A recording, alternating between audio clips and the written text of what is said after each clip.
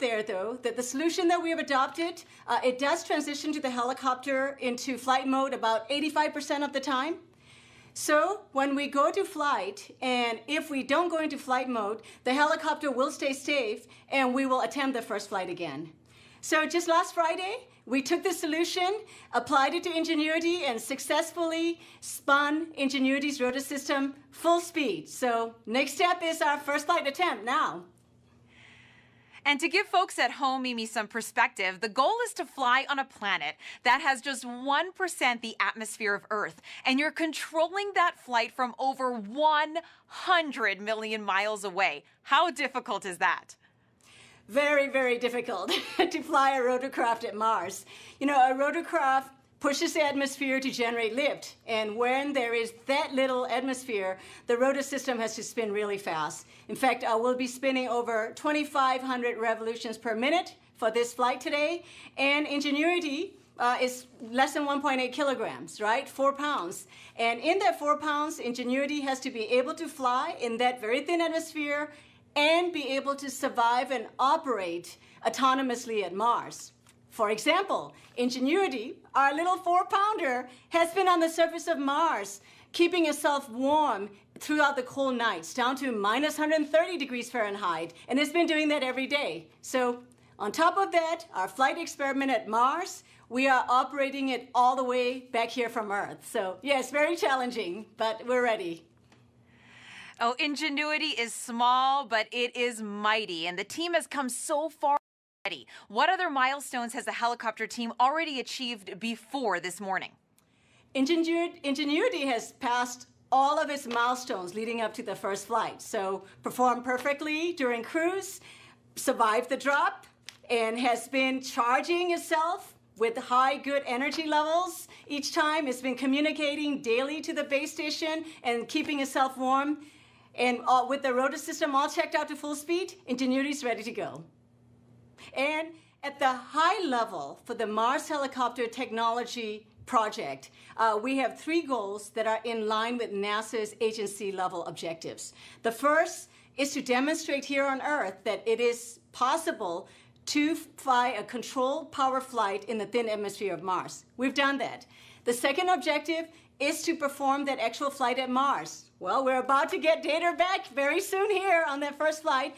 And the third is to return data to inform engineers working on designing future generations of Mars helicopter. We have received valuable information data back since we have dropped on the surface. And tonight's data from the first flight will be extremely important.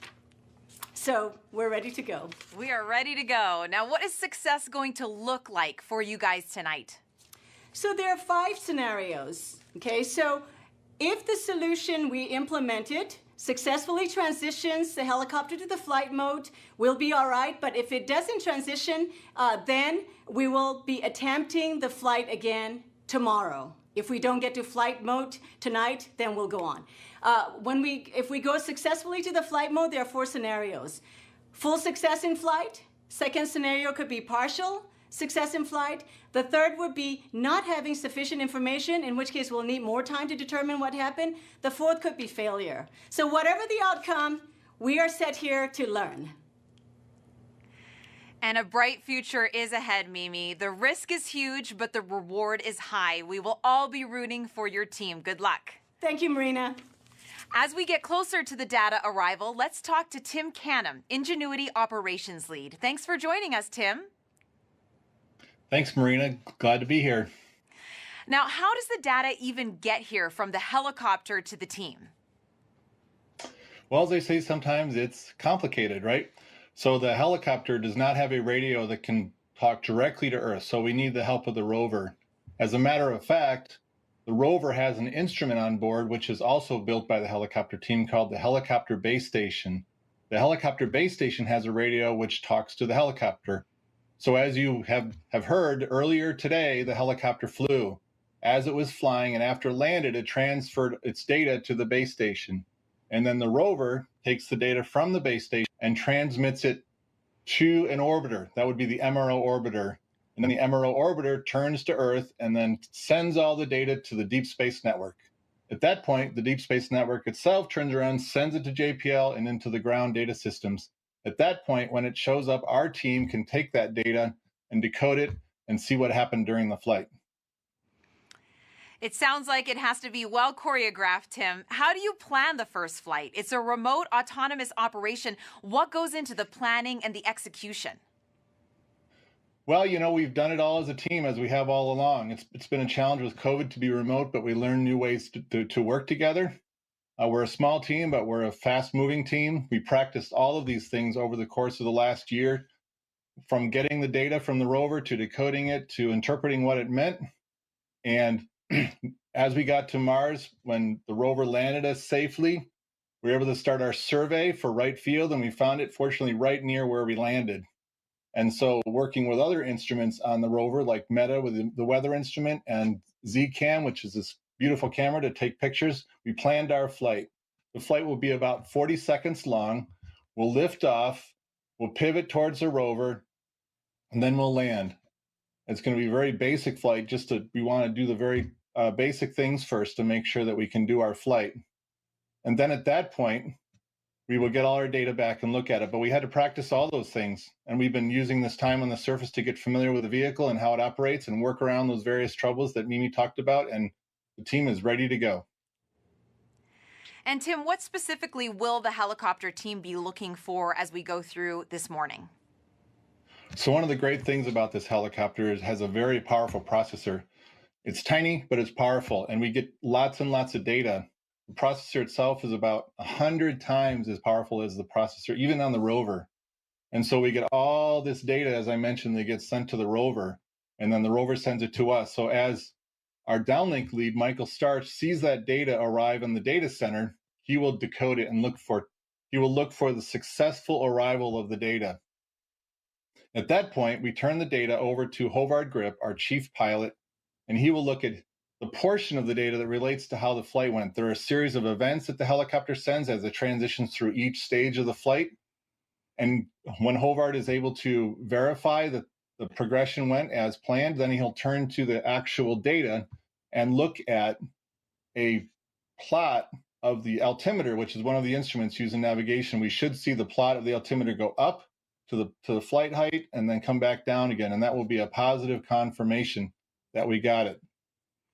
And finally, from the helicopter side, we are snapping a series of black and white downward facing pictures as the helicopter comes in for landing. So if everything goes well, we should see some of those landing pictures and be able to look at them on the screen. So Hovard will display those as well. And then finally, if all goes well, there should be, at the same time our data is coming down, there should be data coming down from the Z-Cam instrument that I mentioned, the Mastcam-Z, a really powerful camera system that's going to try to capture us in flight. So if they were able to capture that moment of flight, then they will be able to display those images on their screen and be able to see a quick view of how the helicopter flew. That's how it's going to go. Well, Tim, we can't wait to see those photos for sure. Thank you so much, and good luck to you. Thank you. We will get back to the action in the room in just a moment. Now joining us is Associate Administrator of NASA's Science Mission Directorate, Thomas Zurbuchen, who is here at JPL for the helicopter's first test flight. Welcome, Thomas. I'm so glad to be here, Marina. Hi. Hi. Now, how important is tonight to space exploration? Oh, technology demonstrations are really important for all of us. It's really taking a tool that we haven't been able to use and put it in the box of tools that is available for all of our missions going forward at Mars. So for me, it's really exciting personally, and for the community overall, it opens up new doors. And Thomas, why is it important to have that aerial dimension to space exploration? There's many applications that require that. Imagine, for example, going into areas of, and exploring them that we cannot use a rover for. There's some of these crater walls that are so exciting. Scientists have been writing papers about it. It's also important to have the aerial dimension in the context of human exploration of Mars, of which we're dreaming even now. And that aerial dimension being kind of able to scout ahead is just absolutely critical. Well, thank you so much for joining us, Dr. Z. Hey, thanks. Let's check back in now with Taryn Bailey to see how things are shaping up with the team's next steps. Hey, Taryn. Hey Marina, we're moments away from receiving that all-important data, and the anticipation's definitely building in the room. Everyone's very focused, just waiting on pins and needles, eagerly waiting for that data to arrive, and we're just preparing ourselves for what comes down. And you know, this was such a big challenge for us to embark upon as a team, and we are such a small and close-knit team. So it's really great to be back in the room with all of my colleagues and my teammates. We're all here in support of one another. We have Bob Ballerim watching, and he's been the vision behind this so from the very beginning. So we have such great leadership on this team, and very excited to be here. And we're going to be hearing from a lot of people, Taryn. So can you let us know who we're going to be hearing from as we progress through the morning? Yes, so we'll first hear from our downlink lead, Michael Starch, and he's going to be the person that first lays eyes on the data. And when he receives it, he'll unpack it, he'll run through a data receival procedure, make his call-outs, and then he'll hand it over to our guidance, navigation, and control lead, also our chief pilot, Havard Grip. He'll interpret that data and display an altimeter plot to indicate if we flew. Some other voices we'll hear on VOCA will be our deputy ops lead, Teddy Zenetos, who will report on the battery status, and our systems engineer, Jaco Karas, who will report on the motor health. And we're going to be taking a couple of your social media questions right now as we wait for Michael to make that announcement that the data is coming in. So, Taryn, a man named Flo on Instagram asks, why did we send a helicopter to Mars in the first place? Great question. Why not? Just kidding. Sending an aerial vehicle at this stage especially, you know, we have sent 5 rovers to Mars, and now we have an aerial dimension, which Dr. Zurbuchen pointed out that it's really important because it elevates the next stage of space exploration. And we can do more science with it. It can be a coordinated effort for future missions. It also opens the doorway for human exploration, and the helicopter can go into areas where the rover can't. So there are a lot of caves, and the rover has to overcome a lot of obstacles on the ground that the helicopter can ideally move around, and that's why it's such a great option for putting an aerial vehicle on another planet. And as Tim mentioned, it has to be well choreographed, this flight. And so Elio on Instagram asks, why is the first flight only vertical? So every flight, we're going to build upon it. But this first flight, our mission success criteria is really to demonstrate that we can fly. Surface, touch back down to signal success, and then we can advance from there. And getting back to what everyone's going to be looking at, you had mentioned that Havard is going to be looking at a plot. What exactly is that going to look like? Is it easy to see if the flight actually took place?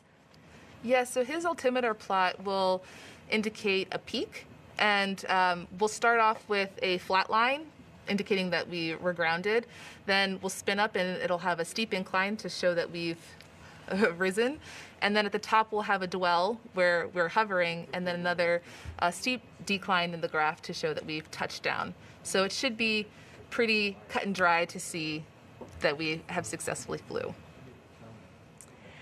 And this morning, of course, as you mentioned, the helicopter flew a few hours ago, and we're waiting to see if it did happen. But you did a whole lot of testing here on Earth before you sent Ingenuity up there. Tell me what it was like to test the helicopter and simulate that Mars environment.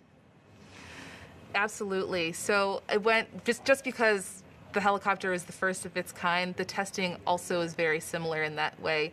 We had to simulate a Mars-like atmosphere by using very large thermal vacuum chambers to allow us to control the temperature and pressure so we can simulate a Mars-like atmospheric density.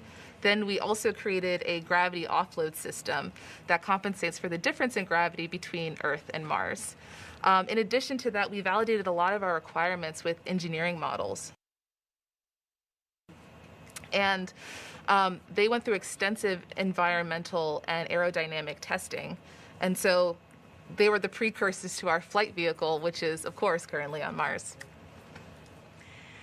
And as Mimi mentioned before, it had to be super light and super fast. Why is that?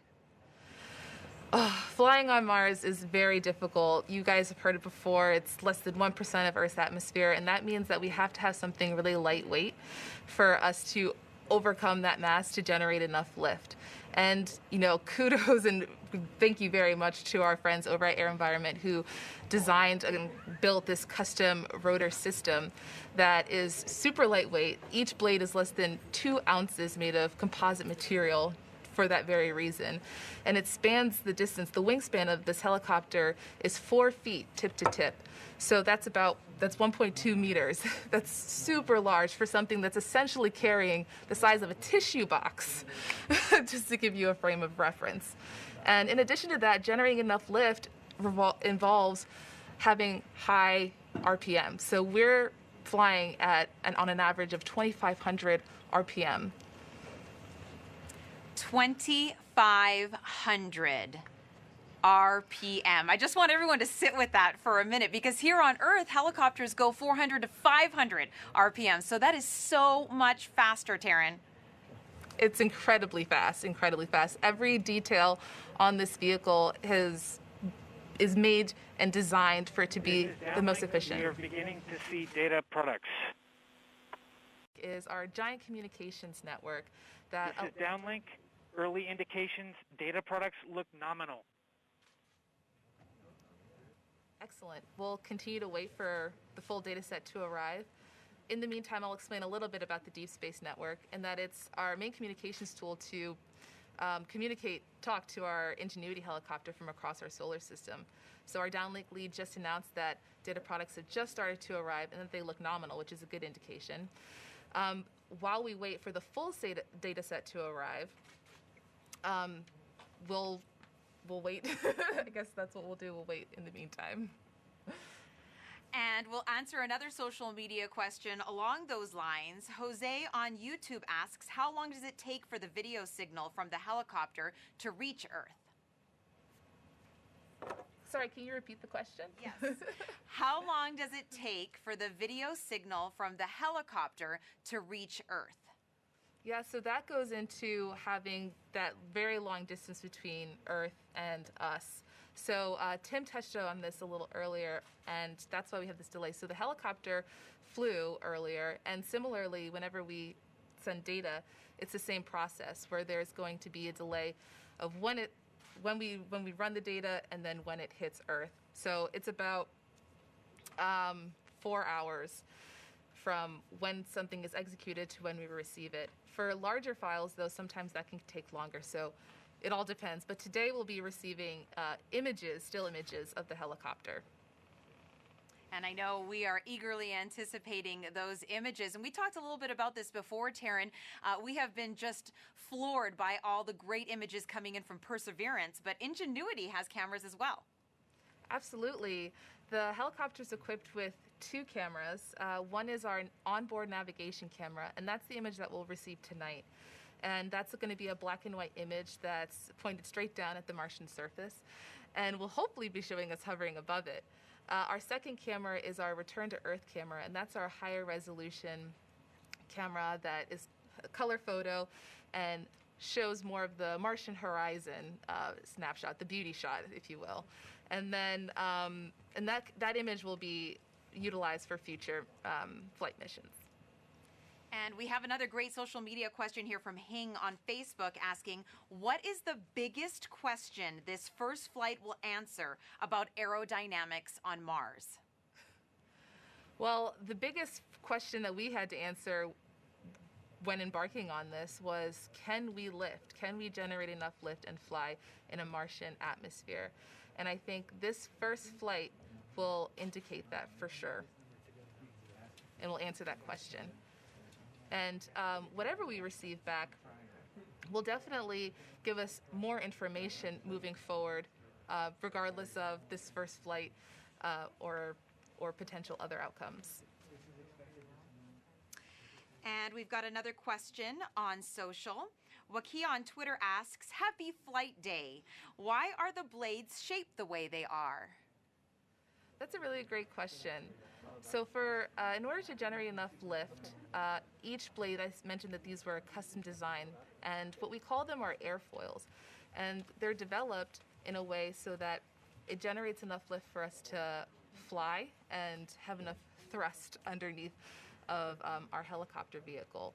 So they have that funky shape because of the aerodynamic elements that help it generate enough lift. And once again, reminding everybody that you guys are controlling this from over 100 million miles away here on Earth. I always try to wrap my head around that. Absolutely, it is so far away, and it's miraculous to even think that this is something that's technically already been executed earlier today. We're just kind of standing by and waiting for that data to arrive to indicate, success. Well, we are going to have minimal commentary during this time as we're going to let you enjoy this experience with the team as they go through all the data to see how Ingenuity did. So let's head to the helicopter control room.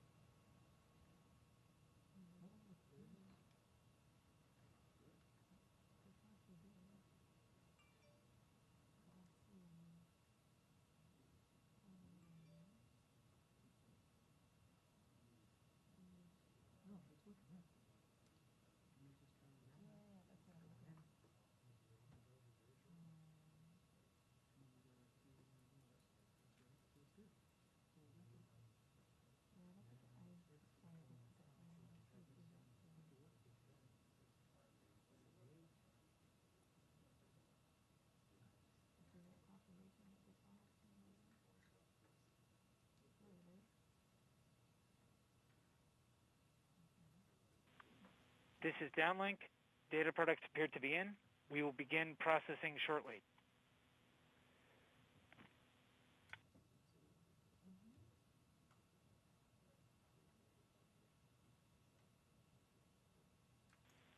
This is downlink.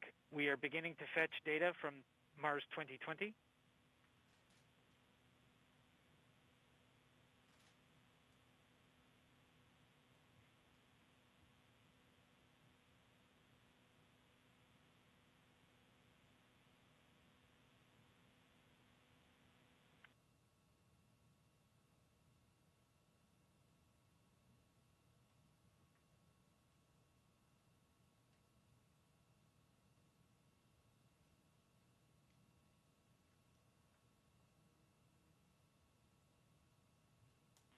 This is downlink. We have pulled in data products from Mars 2020.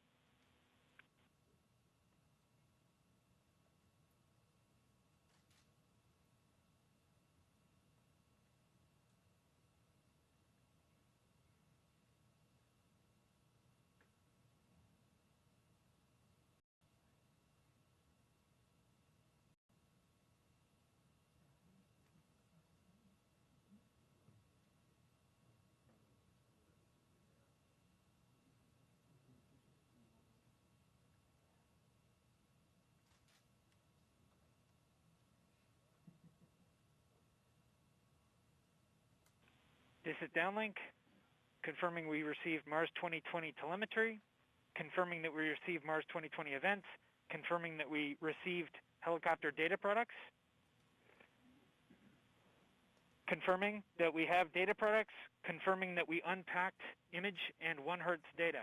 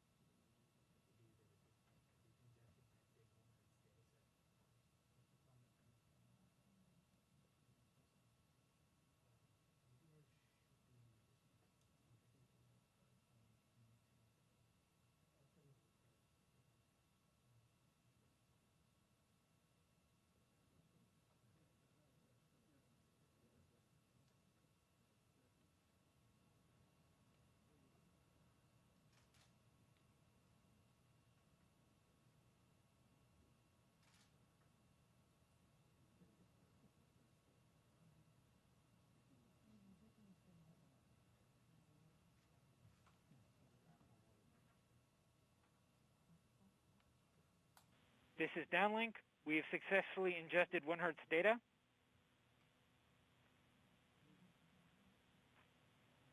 Confirming that we have helicopter data products, helicopter telemetry, helicopter events. Confirming helicopter file listing. Confirming expected boot counts.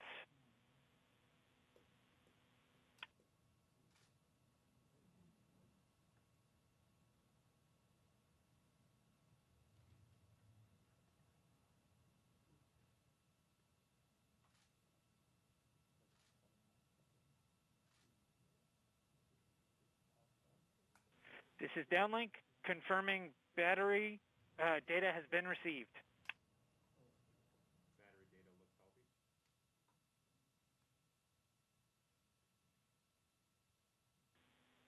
Rotor motors appear healthy. Swash plate servos appear healthy.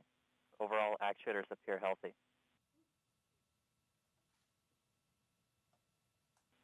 Confirming thermal report generation. Confirming analog report generation.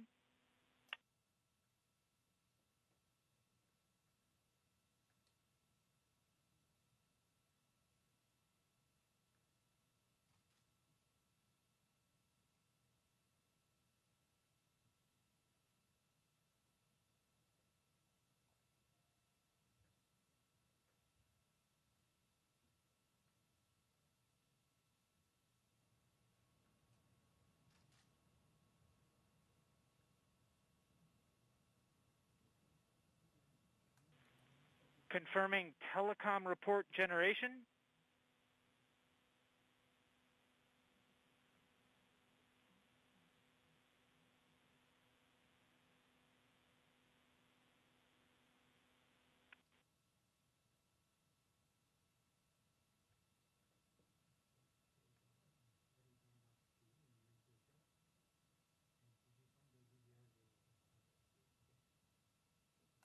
This is downlink, handing off to flight control for telemetry analysis.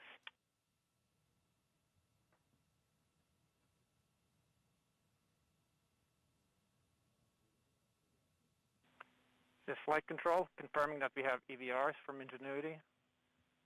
Ingenuity is reporting having performed spin-up, takeoff, climb, hover, descent, landing, touchdown, and spin down.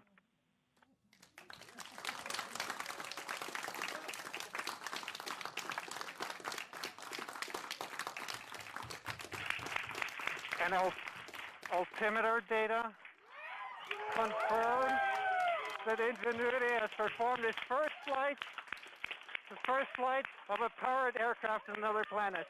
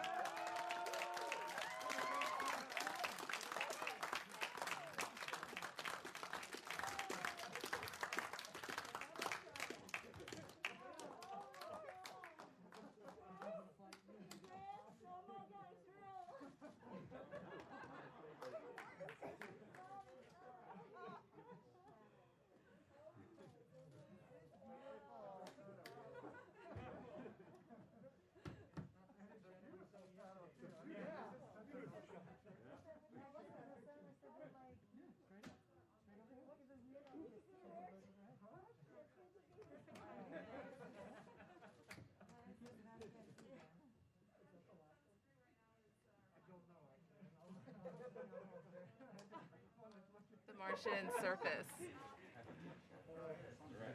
Taryn, go ahead and repeat that. So the image we're looking at on the screen is the image from our onboard navigation camera showing us hovering above the surface of Mars. How incredible! And that's its shadow, right, Taryn? Yes, that's its shadow. So the onboard navigation camera points straight down, so we're seeing its shadow right now. I can just hear Mimi in the background. This is real, this is real. It's so amazing.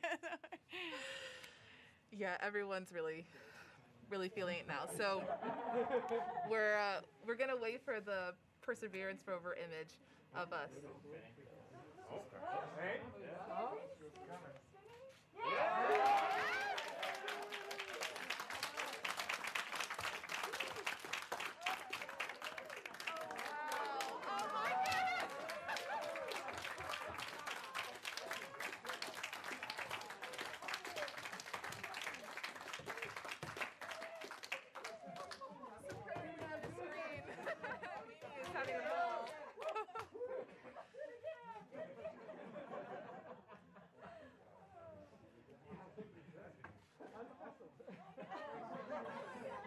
Are you guys seeing the Perseverance image? Saw that, Taryn. So yes, explain what we just saw with the Perseverance image. So the Perseverance image is showing us grounded at first. It's actually a video, which is great. It's grounded at first and then shows us hovering our 3 meters above the Martian surface and then touching back down. It's amazing, brilliant. Everyone is super excited. So I would say it's a success. I would say.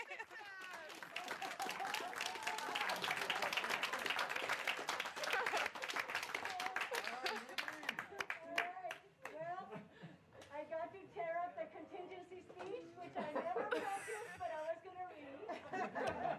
But lucky for you, I have a much shorter speech for success. So we can now say that human beings have flown a rotorcraft on another planet.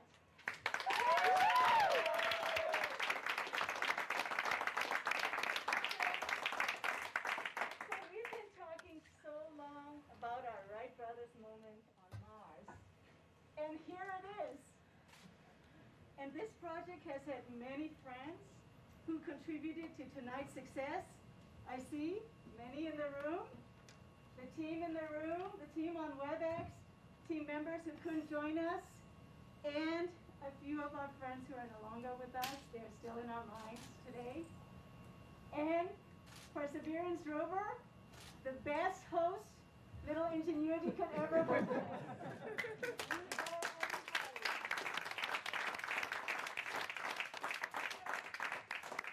You know, we don't know from history what Orville and Wilbur did after their first successful flight, the Wright brothers, but I imagine the two brothers hugged each other.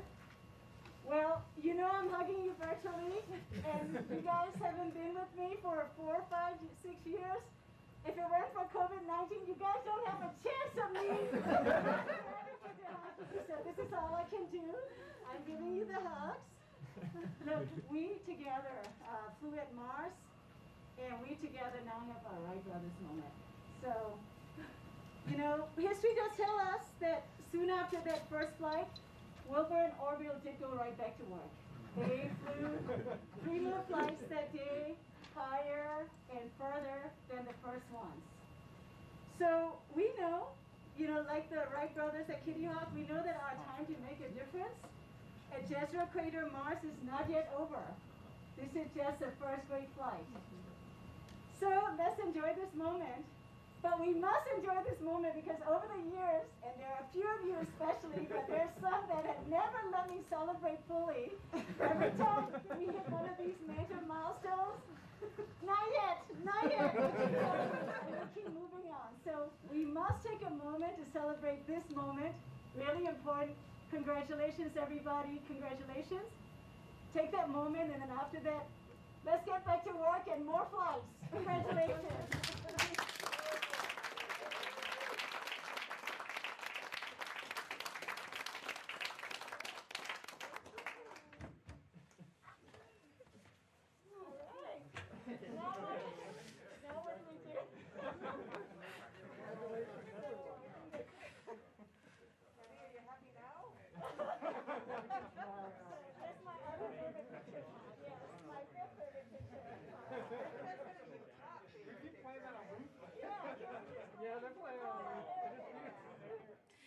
Congratulations to the Ingenuity helicopter team on making history this morning. To get the latest updates on Ingenuity, follow on @NASAJPL on Facebook and Twitter. I'd like to thank everyone for joining us at this early morning hour. The journey on this month of Ingenuity continues. Join us for a news briefing later this morning at 11 a.m. Pacific Standard Time for a deeper analysis of Ingenuity's first flight and what this means for NASA. I'm Marina Jurica. Thanks for watching, and good night, and go Ingenuity!